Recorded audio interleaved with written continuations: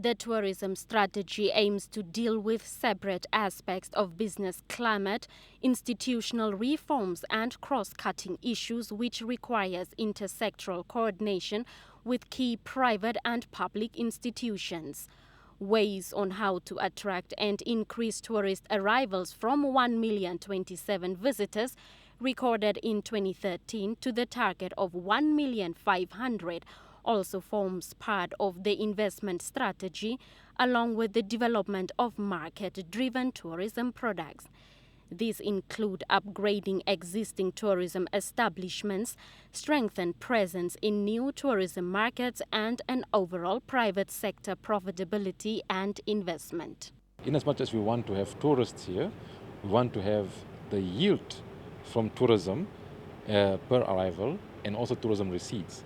But these tourists they need infrastructure, we need roads, we need medical facilities, we need airports. So this investment is to come into those things. But we also need the accommodation, the lodges, and the other supporting infrastructure for the tourism sector. And for that requires money.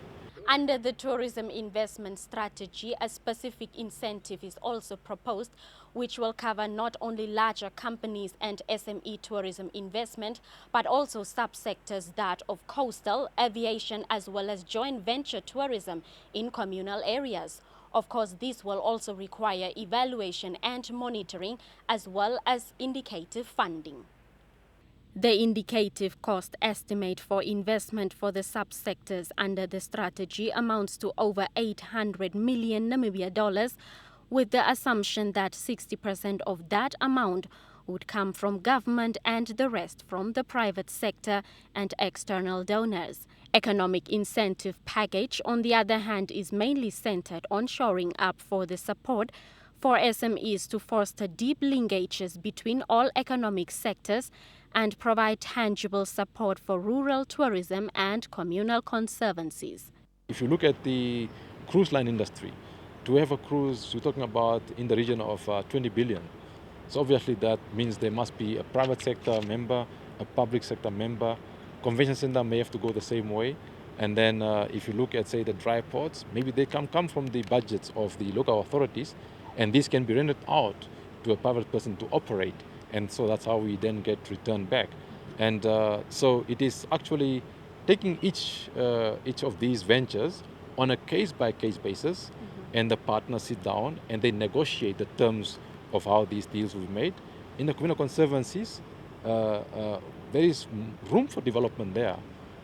Stakeholders in the sector welcomed the tourism growth and investment strategy, noting that it would serve as a guideline for them to improve and adjust their tourism settings and plans to ensure that it yields high economic returns. As in any business, you need to know how to plan your business for the next couple of years.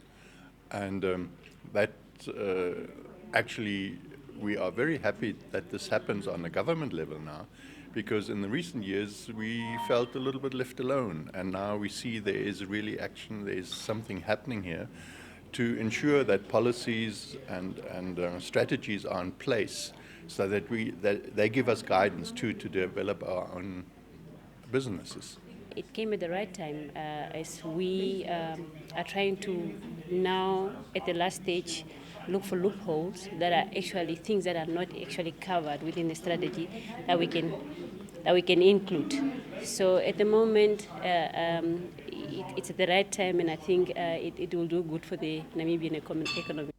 Blanche Kores is reporting for Business Today, Windhoek.